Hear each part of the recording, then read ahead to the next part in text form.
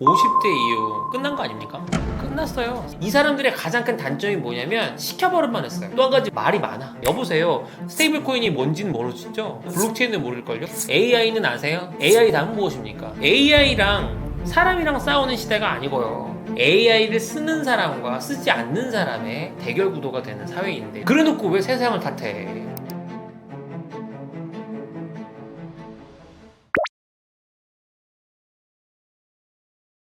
(50대) 이후 끝난 거 아닙니까?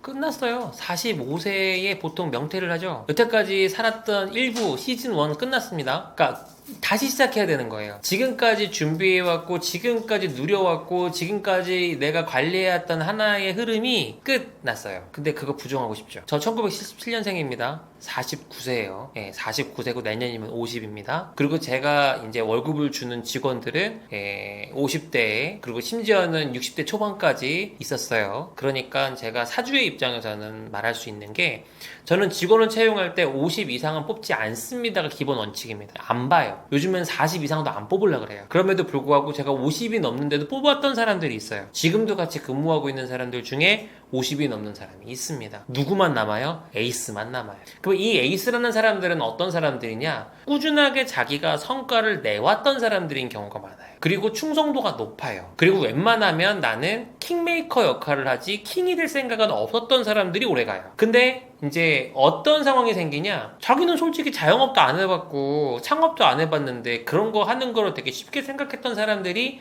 준비가 부족한 상황에서 뛰어들어요. 누구에 의존해서? 돈에 의존해서. 이 돈이 문제예요.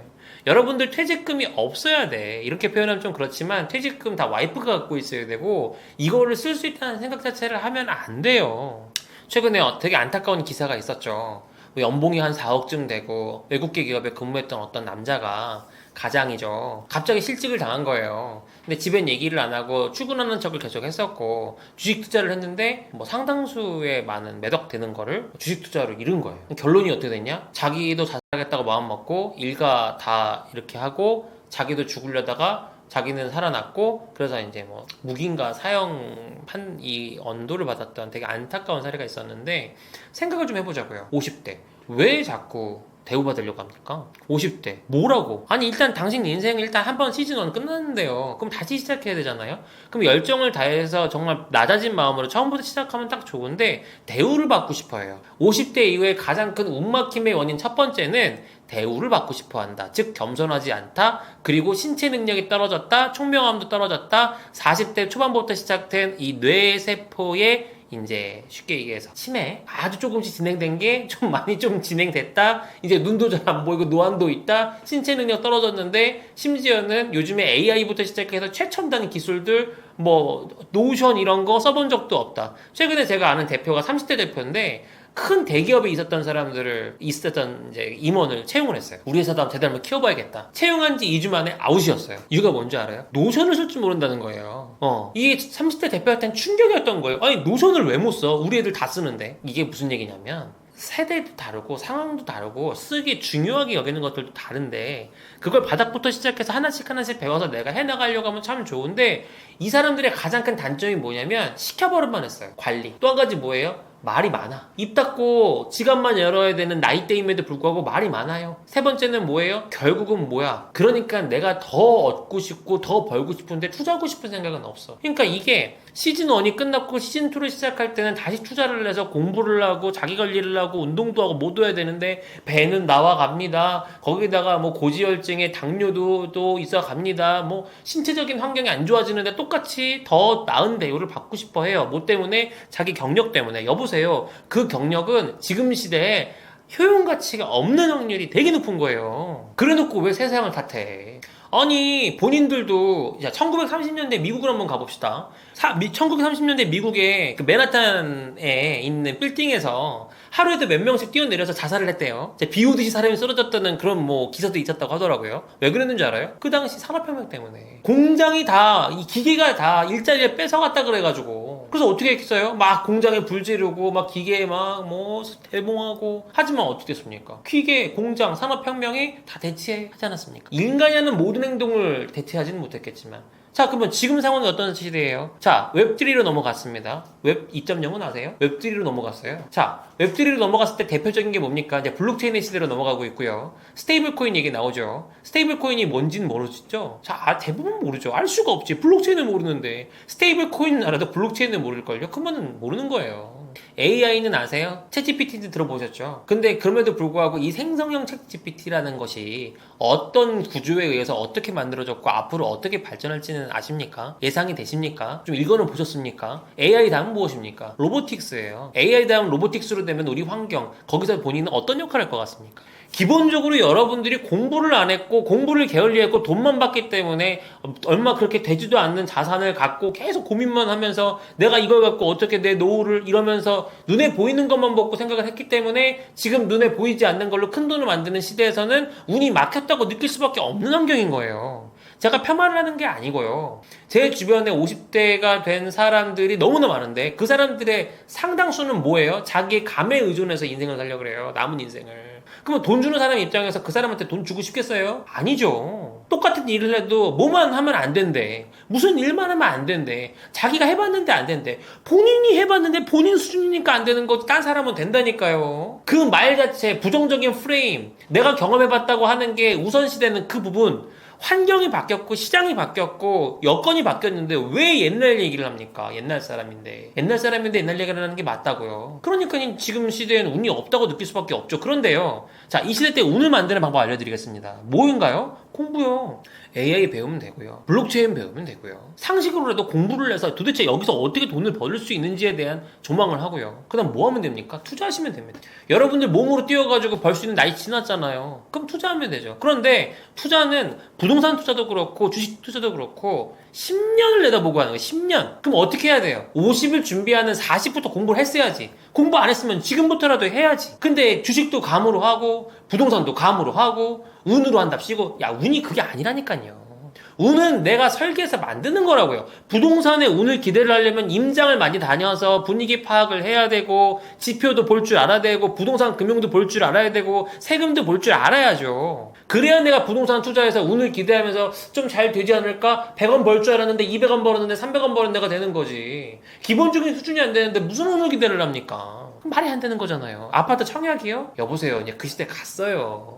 아파트로 돈 벌어 갭투자로 해서 돈 벌었던 그 시절은 있었어요. 하지만 웹 2.0에서 웹 3.0으로 넘어오고 AI 시대로 넘어가고 하는 이 환경이 바뀐 것처럼 부동산의 투자 환경도 바뀐 거 아닙니까? 그럼에도 불구하고 어떤 사람들 앉아서 말만 많고 불평불만만 많은 그 사람들이 50대이고 50대인데 남자이고 퇴직하고 집에서 눈치 보이니까 밖에 나와서 뭐라도 하려고 애를 쓰는 사람 중에 좀 많은 상당수가 겪는 상황이라는 거죠. 비난하는 게 아닙니다. 현실 직시를 하자는 겁니다. 저도 49세고요. 내년에 50세 됩니다. 그러면 내가 누군가한테 월급을 줄 수 있는 지위가 아니었다면 저 또한 파이어 됐겠죠. 50이 넘어도 할 수 있는 거 영업밖에 더 있습니까? 근데 언제까지 영업하고 살 것 같은데요? 아니에요. 투자 공부하세요. 그러니까 내가 자립할 수 있으려면 나보다 일을 잘하고 나보다 성과를 잘 내는 저도 경영자가 있는 회사에 투자합니다. 그게 내가 회사를 만들어서 돈 버는 것보다 훨씬 안전한 일이에요. 그럼 어디 투자하면 되겠어요? 아, 이것도 저것도 안 되겠다 싶으면 미국 S&P 500에 투자하세요. 뭘 생각해. S&P 500을 지표를 보세요. 여러분이 공부해가지고 하는 것보다 기본 평균이 훨씬 높죠? 그럼 S&P 500 중에 뭐 사야겠어요? 500을 사세요. 그리고 S&P 500에서 대표적인 종목들이 있습니다. 애플 사시고요. 테슬라 사시고요. 팔란티어 사세요. 네. 그러면 요즘에 테슬라 떨어졌던데요? 라고 누가 얘기를 하더라고요. 테슬라는 자동차 기업 아닙니다. 지금 에너지 저장 장치 관련된 그 부분들도 되게 잘 되고 있고요. 로보틱스 관련된 건 더 잘 되고 있고요. 정치적인 상황 때문에 어떤 상황이 있을지 모르겠지만 저는 무슨 얘기를 하고 싶은 거냐면 그래도 검증된 모델들이 있단 말이에요. 내가 공부를 하고 확신이 들면 그런 쪽으로 투자해서 어느 정도는 가져갈 수가 있어요. 비트코인도 마찬가지고요. 스테이블 코인이 뭐랑 연결되어 있습니까? US 테더랑 연결되어 있죠. 그러면 US 테더도 살 수 있는 거고요. 포트폴리오를 위험자산 투자, 안전자산 투자, 그리고 모험자산 투자 이렇게 나름 나눠가지고 비율을 나눠서 공부해가면서 지속적으로 하면 내가 월급 받았을 때의 수준의 월급만큼은 나올 수 있을 거라고 봅니다. 근데 여러분 대부분 뭐예요? 감으로 하죠. 감으로 하니까 안 되는 거예요. 여기서 감과 운을 한번 비교해 볼게요. 내 직관으로 해가지고 잘된 케이스가 있다라고 여러분들 알고 계시죠? 망한 케이스는 훨씬 더 많습니다. 여러분들이 운이 없다고 느끼는 가장 큰 이유 중에 하나가 뭔지 알아요? 요행수를 바라기 때문이에요. 부자 된 사람 중에, 돈 많은 사람 중에 요행수를 통해서 부자가 되고 지속적으로 자기를 관리해 나간다? 저는 본 적이 없어요. 제 와이프가 강남 청담동에서 이게 진짜 손에 꼽히는 재산관리 전문 세무사예요. 그 고객들을 제가 10년 넘게 봐왔거든요. 단 한 명도 없습니다. 요행수. 다 자기 분야의 전문가예요. 심지어는 부동산 디벨로퍼 하시는 분들도 자기 분야의 전문가예요. 초등학교밖에 안 나왔음에도 불구하고 1000억대, 2000억대 자산가인 분들 엄청나게 책 읽습니다. 엄청나게 공부합니다. 엄청나게 사람 만납니다. 사람 만나서 겸손하게 배웁니다. 이 일련의 과정들을 겪어서 위에 있는 거예요. 누가 그런 얘기 하잖아요, 우리. 저 사람은 저렇게 부자인데 짠돌이야. 여러분, 부자인데 짠돌이가 아니고 짠돌이였기 때문에 부자가 됐다고 생각 안 해보십니까? 여러분, 운이 지금 막혀있다고요? 운이 막혀있는 게 아니고요. 여러분들이 행동을 안 하기 때문에, 움직이지 않기 때문에 운이 막혀있다는 생각은 안 하십니까? 두렵지 않아요? 60대 되면, 70대 되면 인생 앞으로 어떻게 살지? 심지어는 100살까지 살 수 있었고, 100살, 120살 더 살 수 있어요. 근데 그 돈이 없으면 어떻게 할 거예요? 어떻게 해야 되겠어요? 지금부터라도 공부해서 벌어야지. 앉아서 벌 수 있는 시대가 왔지 않습니까? 노동이 아니고요. 지식노동을 통해서 또 AI의 도움을 받아서, 젠슨왕이 얘기했잖아요. 젠슨왕이 누구냐고요? 젠슨왕이 엔비디아라고, 미국의 그 S&P 500의 대표적인, 우리 흔히 얘기하는 AI 했었을 때 대표적인, 앞으로 로보틱스에서도 아주 웃음을 보일 그 회사의 탑인데요, 오너인데요. 그 사람이 이런 얘기를 했죠. AI랑 사람이랑 싸우는 시대가 아니고요. AI를 쓰는 사람과 쓰지 않는 사람의 이제 대결 구도가 되는 사회인데 누가 지배하겠냐 이거예요. 이거는 조금 더 와닿게 말씀을 드릴게요. 예전에 문맹자가 있었습니다. 글을 아는 사람과 글을 모르는 사람이 있었어요. 누가 지배를 했습니까? 이 사회를. 글을 아는 사람이 글을 모르는 사람을 지배를 했어요. 그래서 세종대왕님이 한글을 만들 때 싫어한 거예요. 중국에서도. 왜? 또 조선의 기득권자들 싫어했어요. 왜? 이 글을 알게 돼가지고 머리 아프게 하면 어떻게 하려고 이 글 쓰는 걸 알려줍니까? 글이라고 하는 건 단순히 글에서 끝나지 않잖아요. 정보를 획득하고 저장하고 유통하고 교류하는 과정을 통해서 부가가치도 생성할 수 있고 의식도 바뀔 수가 있고 여러 가지가 될 수 있잖아요. 그게 AI예요. 이것도 저것도 모르겠다 싶으면 AI 공부하시고 챗GPT 공부하세요.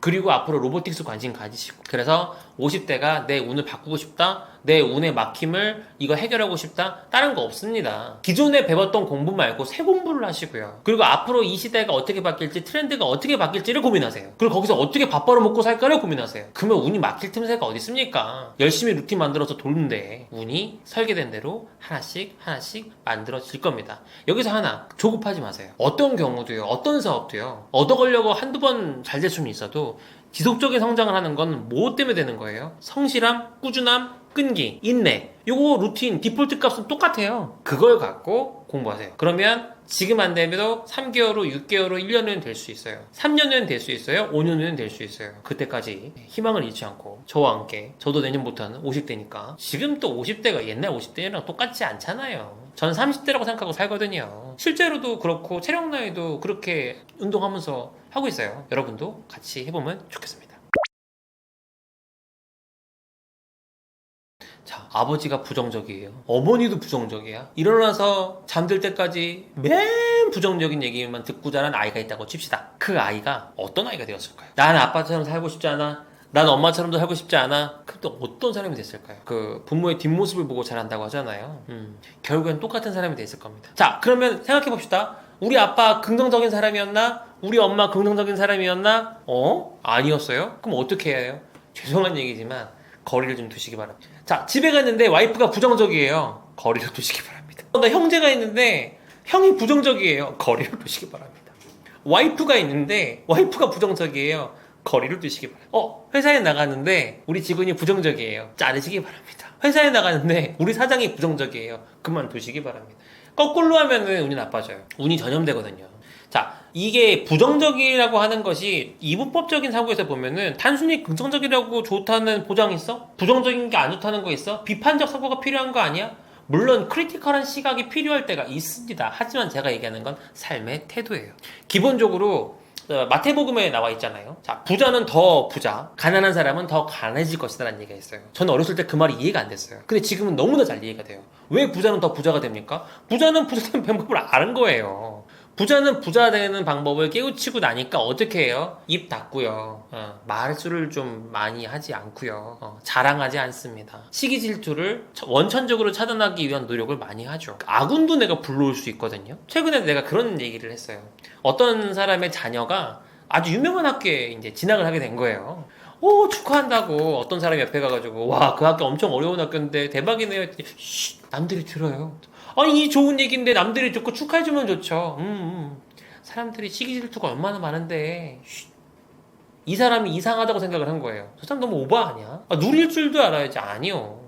이 사회가 흘러가는 흐름을 보세요. 부정적인 사람이라고 하는 그 이면에는 내가 부정적이니까 누군가를 탓하고 지적하고 비난하는 사람도 있지만 그거를 자초하는 사람도 있습니다. SNS 많이 하잖아요. 여러분, SNS에 막 좋은 차 올리고 좋은 집 올리고 막 이렇게 부에 과시하지 않습니까? 그러면 누구의 타겟이 되는지 아십니까? 세무 당국의 타겟이 됩니다. 신고한 게 얼마 안 되는데 계속 뭐가 많네. 여러분, 요즘에 빅데이터가 다 소팅하고 있어요. 되게 무서운 얘기인데요. 여러분 다 알아요. 어떻게 기다려요? 여러분 통장에 현금 찰 때까지 기다렸다가 세무조사 들어가는 거예요. 100%라고 할 수 있지만 상당 부분은 그럴 수 있어요. 왜요? 그래도 나라도 돌아갈 거 아닙니까? 여러분이 일을 해 나가는 과정에서 아군을 불러들이는 습관을 개선해야 된다. 그게 첫 번째가 시기 질투를 유도하는 행동이나 말을 하면 안 된다라고 생각을 하는 거죠. 그럼 두 번째는 뭐가 있겠어요? 반대로 하면 되잖아요. 시기 질투가 아니라 사람들한테 호응받을 수 있는 건 뭐가 있어요? 입 닫고 지갑 여는 거죠. 별거 아닙니다. 저는 그걸 많이 해요. 주기적으로 단톡방에서 쏴요. 왜 그런 거 있잖아요. 뭐 선물 보내기. 한 10명한테 뭐 아이스 커피 보내기 뭐 그런 것들 해요. 저는 그거 하는데 한 달에 뭐 얼마 쓰지도 않거든요. 근데 어느 날 만났는데 그 모임의 멤버 중에 한 명이 이런 표현 하더라고요. 아, 형님은 항상 그렇게 사람들한테 베푸시고 참 그렇게 항상 어쩜 이렇게 여유가 있으세요. 난 술 한 번 산 적도 없고요. 같이 어디 뭔가 크게 한 적도 없고요. 아이스 아메리카노 한 10명, 20명씩 이렇게 해가지고 뿌린 거밖에 없어요. 근데 나는 그냥 더우니까 만나면 밥 한 번 먹으면 그래도 1, 20, 2, 30은 쓰니까 그렇게 생각하면 이 안에 있는 2, 30명한테 뭐 한 1, 20 쓰는 게 그렇게 큰 돈은 아니라고 생각을 하니까 한 건데 그런 행동이 뭐가 있어요? 이 사람은 베푸는 사람이다. 이 사람은 여유가 있는 사람이다. 이런 이미지, 호감을 갖게 되더라고요. 그러니까 제가 어떤 돈 얘기를 해도 이상하게 잘 안 봐요. 아, 저 형은 원래 그냥 돈이 있으니까. 제가 살고 있는 공간이 있어요. 그럼 그 살고 있는 공간에 오면 두 가지 생각들을 합니다. 어떤 사람은 그래요. 자가인가? 아니면 이거 뭐 자가가 아닌가? 이런 생각들을 해요. 근데 한편으로 또 같은 어느 정도 수준에 있는 사람은 어떤 생각해요? 아, 이 정도를 유지하려면 자가여도 이 정도 수준이 됐어야 되고 자가가 아니어도 이 정도 수준이 됐어야 되는데 그러면 현금 흐름이 어느 정도 있는 사람이구나. 아예 다르죠, 반응이. 근데 내가 만약에 나를 추앙하는 사람들을 만나고 싶어가지고 막 좀 부족한 사람들만 모은다고 생각을 해봅시다. 그럼 어떻게 돼요? 제가 여기다 써놨어요. 위인설관. 귀에 막 달콤한 얘기는 엄청나게 해주는 사람들이 주변에 있는데 결국 그 사람들 때문에 망합니다. 나랑 비슷하거나 나보다 나은 사람 만나라는 이유는 무슨 얘기냐? 이 사람을 보고 보여주는 거 갖고 판단을 하지 않아요.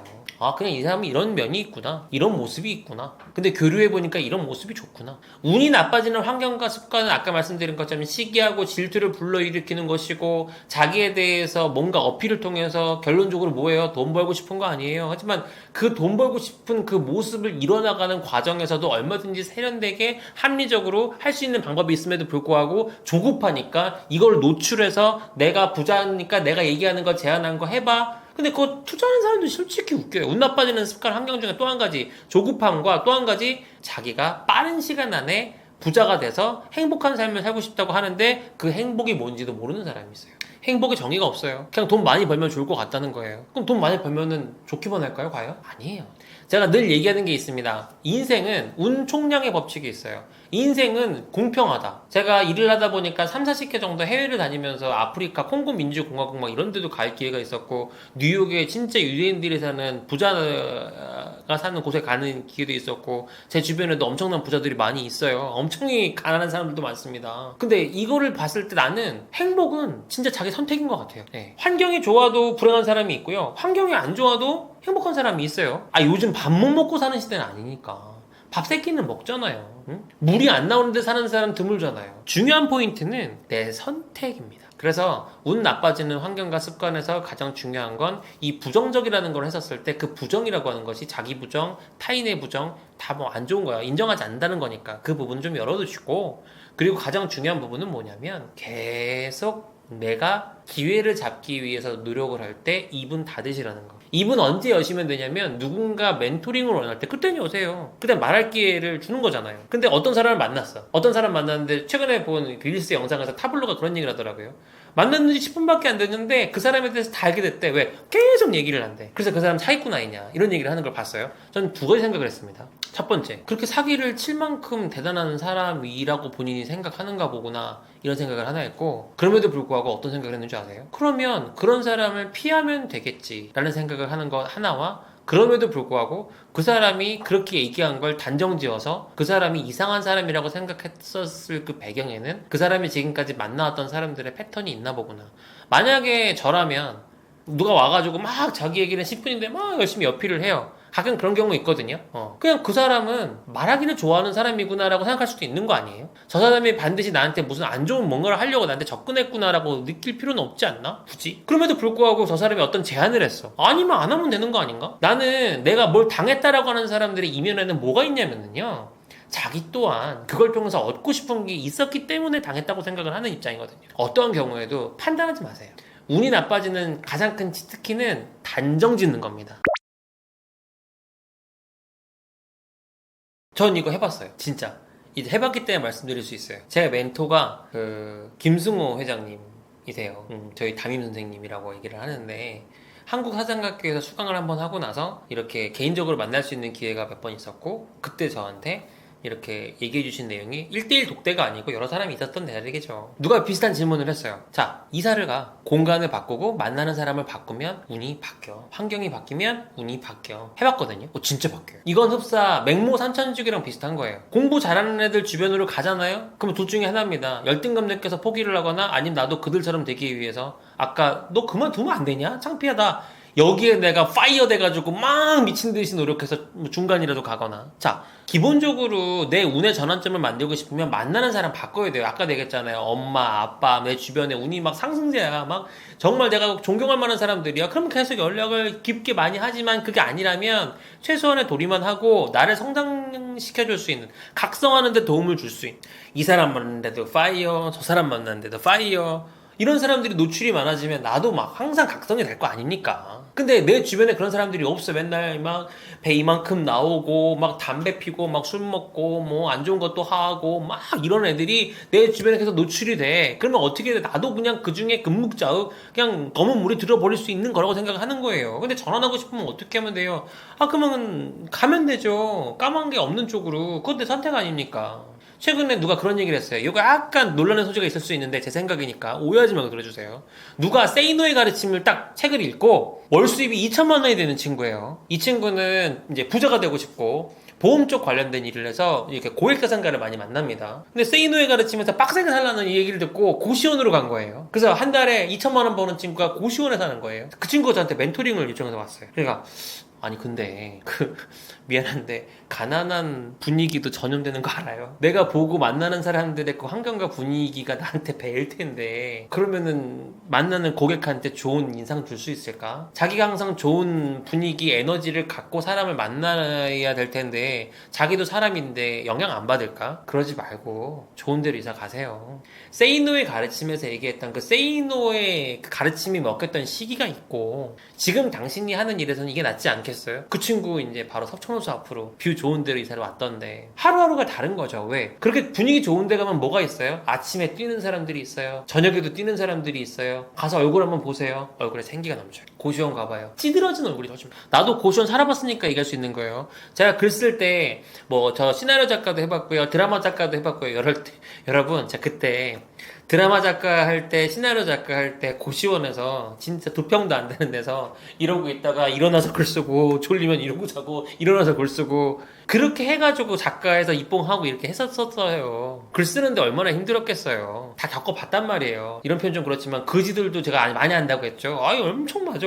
왜? 글 쓰는 사람들 중에 1%의 부자 아니면 대다수는 어때요? 삶이 공공하죠. 네. 지금 제 친구 아직도 구직하는 친구들도 있어요. 한 달 수입이 100만 원도 안 되는 사람들도 있어요. 연예인 중에, 제 친구 중에 연봉이 500도 안 되는 친구도 있어요. 제가 이 얘기를 왜 해드리냐면 자기가 환경을 바꾸고 여건을 바꿀 때, 제가 예술대학 나왔거든요. 자, 중앙대학교 예술대학 나왔어요. 예술대학에서는 그래도 좀 손에 꼽히는 환경이죠. 이제 와이프를 만나고, 저희 와이프가 세무사라 했잖아요. 와이프 주변에 있는 사람들이랑 이제 교류를 할 수 있는 시기가 됐단 말이에요. 그때 막 각성이 어마어마한 거예요. 어떤 각성을 했냐? 나는 내 자산을 생성하고 그거를 일구고 성장시키는데 얼마나 큰 관심을 가졌고 나는 도대체 어느 수준인가?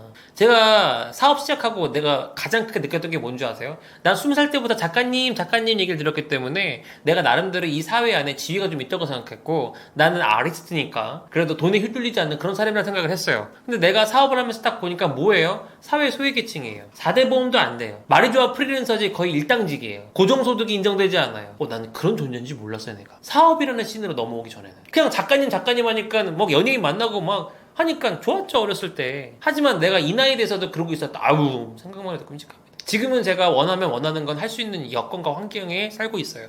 그럼 왜 그렇게 됐어요? 그런 사람들을 주변에 뒀기 때문입니다. 자, 그러면 생각할 수 있어요. 아니, 갑자기 내가 부자들을 어떻게 만납니까? 내가 유명한 사람들 어떻게 만나요? 만나는 방법 딱 한 가지 있어요. 누구나 많은 사람들이 얘기하는 거. 독서입니다.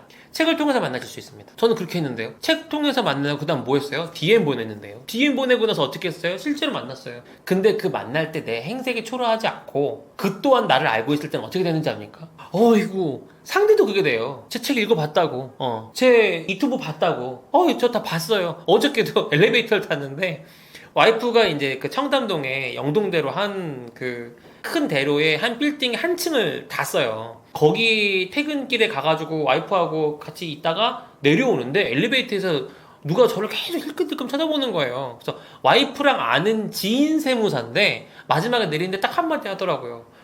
그 화면들만 뵙다가 실제로 뵈니까 새롭네요 하시더라고. 근데 나는 그 사람 알고 있었거든요. 유명한 세무사였어요. 무슨 얘기예요? 내가 어느 정도 수준이 되고 내가 어느 정도 노력해서 내가 노출을 하기 위해서 유튜브도 찍고 책도 쓰고 했더니 나를 알아보는 사람이 있는 거고 내가 그 사람이랑 친하고자 마음먹을 때 교류할 수 있는 수준이 된 거잖아요. 그럼 이건 내가 노력했기 때문 아닙니까? 내 주변에 사업가들 중에서 책 쓰는 사람 별로 없어요. 제가 부동산 마법학교라는 책을 쓰고요.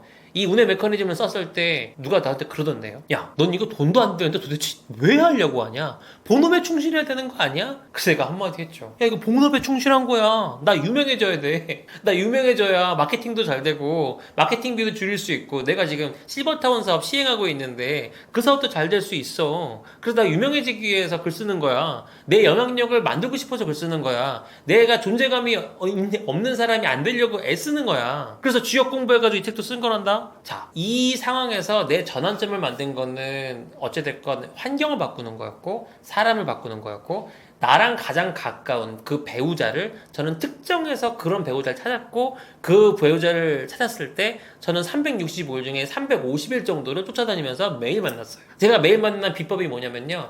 찾아가서 기다렸다가 5분이든 10분이든 얼굴 보고 집에 가고 얼굴 보고 집에 가고 매일 한 거예요. 왜냐면 우리 와이프 처음 만났을 때 우리 와이프가 딱 이렇게 딱 잘랐거든요.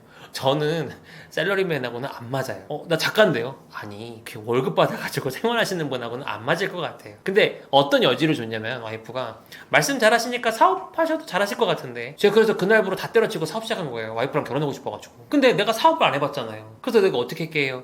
내가 무슨 사업을 할 수 있을까를 엄청 고민을 하는 시간을 한 달을 가졌어요. 어떻게 해요? 카페로 출근했어요. 와이프 얼굴 보려면 와이프가 있는 그 건물에 카페로 가서 노트북 하나 들고 가가지고 나는 종이에다가 글 쓴 걸로 돈 버는 사람이니까 내 얘기를 막 써본 거죠. 근데 그 과정에서 내가 뭘 느꼈냐? 사람들을 만나야 되니까 사람들을 만날 수 있는 또 방아자가 있어야 되잖아요.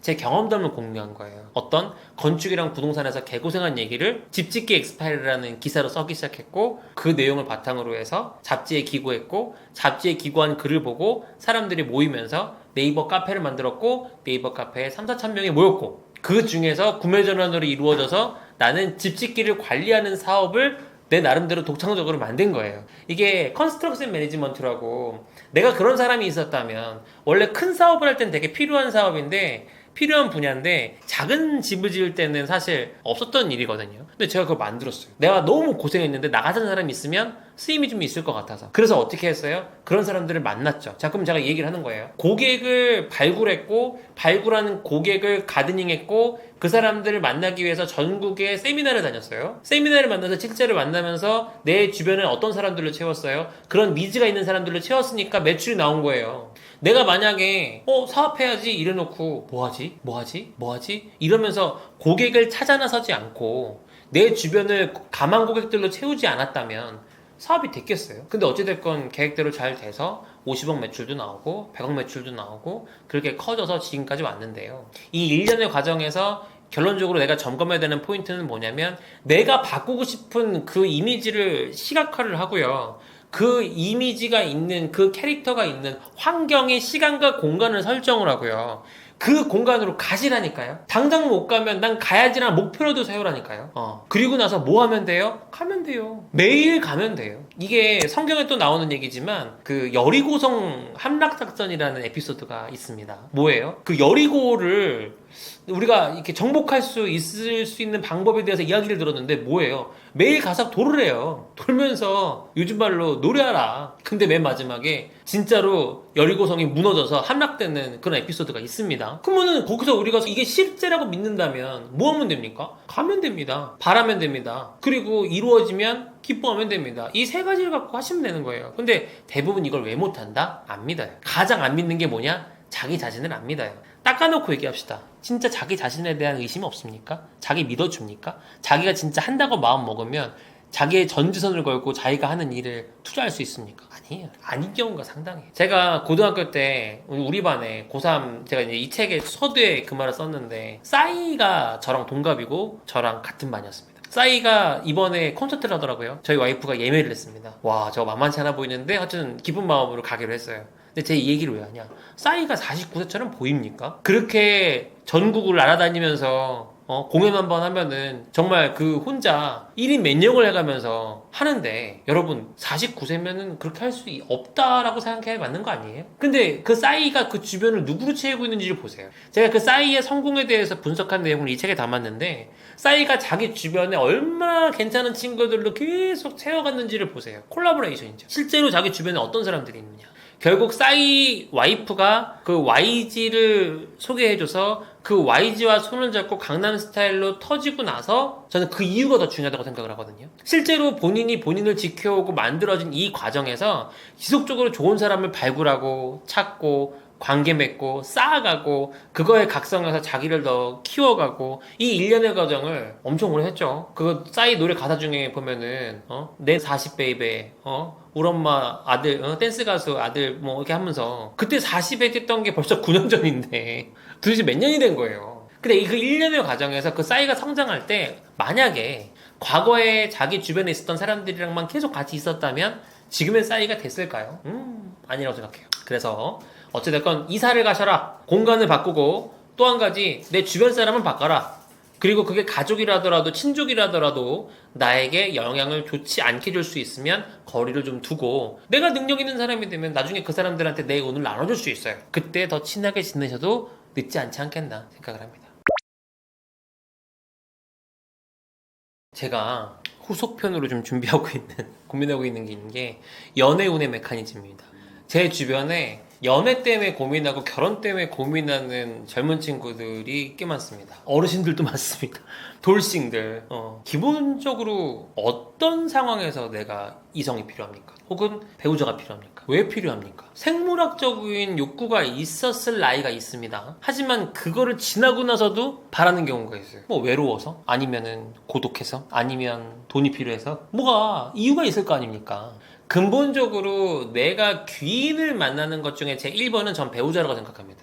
부모님은 선택할 수 없었지만 배우자는 내가 선택할 수 있잖아요. 그러면 그 배우자를 선택하려면 연애라는 걸 해야겠죠. 그럼 그 연애라는 걸 하는 과정에서 어떤 사람이랑 만나서 연애를 합니까? 자, 진도 빼기 좋은 사람? 그런 사람 만나려고 우리가 나이트 옛날에 있는 데 갔었죠. 놀러 다니는 데 가서 만나는 사람이 진도 빼기가 아무래도 좀 낫겠죠 라고 생각하는 시각이 하나 있을 거고, 자, 정서 교감을 좀 잘할 수 있는 사람? 이런 사람 만나려면 어디 갑니까? 교회에 가거나 절에 가거나 아니면 독서 모임에 가거나 네트워킹 모임에 가거나 비즈니스 모임에 가서 찾습니다. 근데 나는 생각했을 때 얘도 그렇고 상당히 비효율적이라고 생각을 합니다. 왜냐면요, 내가 귀인을 만나서 운을 전환시키려면 시나리오를 먼저 써야 되는 거예요. 해리포터가 마법학교에 입학을 해야 일이 벌어지지 않습니까? 그러면 마법학교에 왜 가게 됐나요? 모티브, 동기가 있지 않습니까? 그럼 마법학교에 가서 누구를 만났나요? 누구를 만나서 거기에서 이 서로 이제 쉽게 얘기하면 에너지를 주고받아서 그 다음 단계 시츄에이션으로 넘어갔나요? 그러면은 내가 해리포터가 학교 들어가는 것처럼 내가 누군가의 인생에 들어간다고 생각해 보십시오. 그리고 들어가는 순간 내 신분이 바뀌고 내 운이 바뀐다고 생각을 해봐요. 그러면 나는 어떤 이성을 만나야겠습니까? 저는 제 와이프를 만나서 바뀌었다 했잖아요. 와이프 만나서 바뀐 게 너무 많죠. 첫 번째, 여행을 가면 저는 휴양형 여행 가는 사람이었어요. 호텔에서 안 나와요. 그리고 유니버설 테이스트라 그래서 호텔 음식만 먹어요. 로컬 음식 안 먹습니다. 도전을 왜 합니까? 근데 와이프를 만나서 어떻게 되었습니까? 하루에 2만 보는 기본입니다. 음식은 로컬을 먹어요. 여행은 재밌는 거, 위험한 거 다 해보고 싶어 하는 스타일이에요. 낭떠러지 이런 거 걷는 거 너무 재미있어요. 저는요, 프렌치 레보루션 같은 옛날에 우리 청룡열차라 그랬는데 단 한 번도 와이프를 만나기 전에 타본 적이 없습니다. 누가 나한테 돈을 줘도 탈 생각이 없었어요. 근데 저는 페라리 월드에 갔다 왔습니다. 자, 기본적으로 안 하던 걸 하게 할 수 있는 그 사람을 만날 때 내가 그 사람이 말하는 거에 영향을 받고 그 사람의 리딩에 따라갈 수 있었던 가장 큰 요인이 뭡니까? 내 운이 전환된 가장 큰 요인이 뭡니까? 내가 특정했다는 거예요. 내가 만나고 싶은 이성을 특정했어요. 이건 이상형이랑 좀 다릅니다. 이상형은 내가 뭐 외모적으로나 내면적으로나 이런 사람이랑 만났으면 좋겠다의 하나의 나의 아이디어란 부분이라고 한다면, 실제로 내가 남은 인생을 살 때 누구와 한 팀을 이루어서 공동으로 이 삶이라는 경기를 같이 해나갈 수 있겠느냐, 팀원을 매칭한다고 생각하고 공동은 창업자를 구한다고 생각하고 접근하는 게 맞다고 생각합니다. 그러면 내가 나하고 똑같은 능력을 갖고 있는 사람을 만나는 것도 방법이겠지만 내가 갖고 있지 않은 능력을 갖고 있는 사람이랑 만나는 게 좀 낫지 않겠는가, 저는 이게 생각을 해요. 그리고 또 한 가지, 여러분, 저는 이렇게 얘기하면 안 좋아하는 사람도 있을 수 있는데 외모지상주의이긴 합니다. 그래서 이 외모지상주의라는 부분에 대해서 저한테 되게 솔직했어요. 그래서 나는 결혼을 할 때 예쁜 여자가 아니면 결혼하지 않겠다, 이런 생각도 했습니다. 그러니까 어떻게 해요? 예쁜데 능력 있고 하면 뭐가 안 좋을 수 있어요? 성격도 안 좋을 수 있고요. 나랑 잘 안 맞을 수도 있죠. 그런데 인생이 평범하고 뭐 이런 윤택하고 뭐 이런 걸 다 떠나서 어찌됐건 내가 원하는 사람을 딱 만나면 사람들은 뭐가 됩니까? 파이어가 되죠. 그 다음에 내가 나를 설득합니다. 난 다 견딜 수 있어. 나는 내 참을 수 있어. 내가 변하면 참지도 인내하지도 않아도 될 수 있어까지 갑니다. 그래서 사실 제 인생 바뀐 거예요. 사업을 안 하던 사람이 사업을 공부했고 사업의 시행착오를 겪으면서 사업을 성장시키기 시작했고, 고객을 만나고 싶어서 고객을 발굴하는 방법을 연구했고, 고객을 발굴하고 나서는 고객과 관계를 맺었고, 고객과 관계를 맺고 나서는 고객의 지지를 받아서 사업을 빌드업할 수 있었고, 이 일련의 과정에서 싸우기도 했고, 뭐 컴플레인 하기도 했고, 컴플레인 받기도 했고, 송사를 하기도 했고, 여러 가지 이 과정을 거치면서 결과론적으로 저는 단단해졌는데, 가장 큰 모티브는 뭐다? 우리 와이프에게 실망을 주고 싶지 않았고, 내가 원하는 그 와이프와 계속 행복하게 같이 살고 싶은데 나는 언제라도 팽을 당할 수 있는 입지에 있다라는 생각을 하고 긴장감을 늦추지 않은 거죠. 그러니까 세상 나 잘났고 나 혼자 갖고 싶은 대로 하고 싶은 대로 하고 싶었던 사람이 어떤 사람과 함께 살고 싶어하는 그 모티브 하나로 나를 바꾸겠다고 하니까 운이 바뀌어요, 안 바뀌어요? 바뀌죠. 저는 원래 전원주택 살았단 말이에요. 몇 채나 있었어요. 제가 개발을 해가지고 양평에서 유유자적하면서. 근데 어떻게 해요? 도심 속에서 지금 하루에 막 살벌하게 막 일량 장난 아니에요. 업무량 장난. 지금 투자하고 있는 회사, 일하고 있는 회사가 몇 개인데요. 근데 이 삶을 내가 왜 살게 됐겠냐고요. 와이프랑 같이 잘 살고 싶어서. 그러니까 운이 전환되고 싶으면 나한테 없고 나한테 필요한 부분의 그 능력이 있는 그 이성이 내가 사랑하고 좋아하는 사람의 대상이 됐을 때 가장 시너지가 나더라라는 게 제 얘기입니다. 그러면 운을 바꾸고 싶으면 어떻게 해요? 내가 옆에 있는 이성을 바꾸시면 됩니다. 어떤 사람으로? 이 사람 없으면 내가 못 살겠다는 사람. 그냥 뭐 만나면 편해서. 만나면 편한 사람 때문에 내가 바뀌지 않아요. 내가 진짜 이 사람 없으면 못 살겠다 하는 그 사람이 있어야 내가 바뀌죠. 그럼 내가 바뀌면 어떻게 돼요? 내 운의 흐름도 바뀐다. 운은 뭐다? 삶의 과정, 일상이다. 그 흐름이다. 일상의 흐름이 바뀐다는 건 결국 우리 와이프가 싫어하는 행동 안 하고 우리 와이프가 좋아하는 행동을 하기 위해서 노력을 하다 보니 뭐가 바뀌었다? 라이프 스타일이 바뀌었다. 라이프 스타일이 바뀌면 오지 않았던 운이 또 그 성실함을 통해서 올 수 있고 인간관계 생기고 생성된 인간관계를 통해서 돈도 벌 수 있었다. 여기서 중요한 포인트. 돈을 버는 거는요. 작은 돈은 노력으로 벌 수 있지만 큰 돈은 하늘이 도와야 된다라고 얘기를 하잖아요. 근데 대의적으로 보면 이 생태계에서 도움되는 사람이 됐을 때 그 하늘이 돕는다라고 느낄 수 있을 겁니다. 그러면 이 생태계에 필요한 사람이 자기만 위해서 사는 사람이겠습니까? 아니면 이타적인 사람이겠습니까? 당연히 이 생태계에 필요한 사람은 꼭 있어야 되는 사람은 자기만 위한 사람이 아니라 이타적인 삶을 사는 사람일 겁니다. 맞죠? 그래야 하늘이 돕지 않겠습니까? 내가 신화를 쓰는 작가인데 얘가 자기 인생을 희생해서 진짜 이 나라 이민족 구해보겠다고 열심히 애를 써. 그럼 쓰는 사람도 막 가슴이 벅차고 써요. 그런 게 뭐 이순신 장군님 계시고 최근에 나왔던 또 안중근 의사 있고 이런 거 아닙니까? 그럼 그 사람이 자기의 안위만 생각했으면 그런 인물이 됐겠습니까? 이 말이. 제 얘기는 어찌됐건 이 모든 것들을 이루는 과정에서 남을 위한 삶을 살 때 그게 결국 자기 자신의 운도 바꾸고 나를 위한 삶을 충실하게 사는 하나의 방법이 되더라. 이 말씀을 드리고 싶습니다. 제가 이 책을 준비하면서 엄청 고심을 많이 했어요. 이게 사람들한테 도움이 될까? 내가 겪었던 에피소드를 에세이처럼 보여주는 게 일반화될 수 있을까? 운의 메커니즘이라는 거를 내가 정의할 수 있는 자격이 있을까? 근데 적어도 내가 경험했던 운의 작동 원리, 그리고 내 지인들, 내 곁에 있었던 사람들이 자신의 운을 활용하고 타인의 운을 활용하고 그 운에 올라탔던 그 사례들의 케이스를 접하다 보면 유사한 상황에 있는 사람들이 조금 더 용기를 가질 수 있지 않을까, 두려움을 떨쳐낼 수 있지 않을까, 이런 생각으로 쓴 책입니다. 근데 이 책을 쓰고 나서 제가 리뷰를 받아보고 서평을 받아보고 또 댓글도 받아봤는데 그렇게 큰 용기를 갖게 됐고, 어떤 분은 애기 다루듯이 항상 그 업무하러 갈 때 갖고 다닌다는 분도 이렇게 써주시는 분이 있더라고요. 근데 그 이유가 뭔지 아세요? 결국 자기 자신에 대한 발견을 할 수 있고 자기 개발을 할 수 있는 동기부여를 제가 이 책을 통해서 하시기를 간곡히 바라고 썼기 때문입니다. 사업하는 사람이 책을 쓸 때는 딱 둘 중에 하나입니다. 사업적으로 도움이 되던가 아니면 유명해지던가. 저는 유명해지고 싶어서 이 책을 썼습니다. 그럼 유명해지려면 이타적이어야 되고 보다 사람들한테 많은 도움을 줬어야겠죠. 그래야 유명해질 거 아닙니까? 저만 혼자 이익 본다고 생각했으면 뭐 사실은 너무 시장이 좁잖아요. 그런 책도 내봤고요. 그래서 이 책은 준비한 사람의 마음 자체가 보다 많은 사람들이 큰 혜택을 받고 큰 자기 발견을 하고 자기 삶의 간증이 넘쳐나서 이걸 쓴 저자가 유명해지기를 바라는 그런 마음으로 썼기 때문에 이 책의 불순물은 뭐 아예 없다? 제가 단언할 수는 없겠지만 거의 없습니다. 많은 분들이 자기 내면에 있는 운을 발견하고 운을 읽고 운을 바꾸고 운을 경영하는 법을 이 운의 메커니즘을 통해서 확인해 보시기 바랍니다. 생각보다 여러분의 운의 흐름은 더 세고 강력하고 또 원하는 바를 이룰 수 있어요. 그리고 더 중요한 건 이 모든 파도는 고립되면 다 말라서 소멸됩니다. 타인과의 부딪힘, 불편하더라도 타인과의 부딪힘을 통해서 가능하면 귀인을 발굴하고 내 주변에 두고 그들을 통해서 내 스스로를 발전시키는 자기주도적인 삶을 50이 돼도 60이 돼도 청년의 마음으로 이어가질 수 있도록 이 책을 썼습니다. 한번 같이 이 혜택을 누려보시기 바랍니다.